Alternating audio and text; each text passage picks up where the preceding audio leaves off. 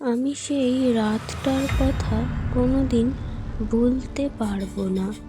সেদিন খুব সাধারণ একটা দিন ছিল। পড়াশোনা শেষ করে আমি মোবাইল নিয়ে একটু স্ক্রল করছিলাম। সময় তখন প্রায় রাত 1:45।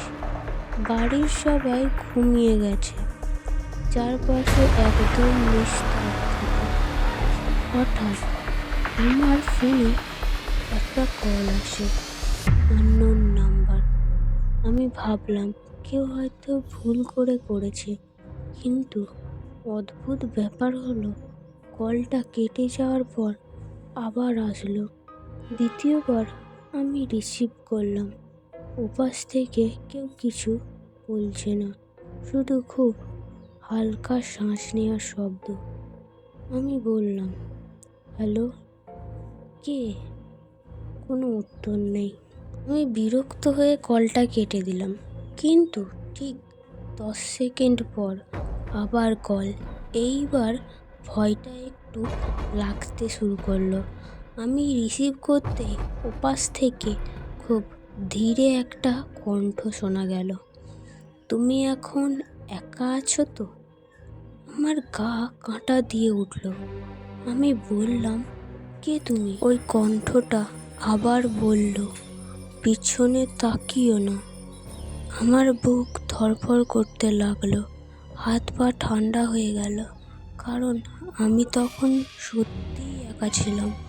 আমি ভয় পেয়েও ধীরে ধীরে পেছনে তাকালাম, কেউ নেই। কিন্তু ঠিক তখনই আমার ঘরের দরজাটা আস্তে আস্তে কট করে খুলে গেল। আমি তো দরজাটা লক করেই ছিলাম। আমি দৌড়ে গিয়ে দরজা বন্ধ করতে যাচ্ছিলাম। হঠাৎ ফোনে আবার সেই কণ্ঠ, বলেছিলাম না, পিছনে তাকিও না। আমি জমে গেলাম। তারপর আমার ফোনে একটা মেসেজ আসে, আমি তো অনেকক্ষণ ধরেই তোমার ঘরে আছি। আমি তখন পুরো আতঙ্কে চিৎকার করে উঠি।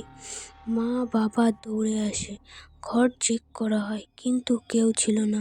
পরের দিন আমি ওই নম্বরে কল ব্যাক করি, নম্বরটা এক্সিস্টই করে না।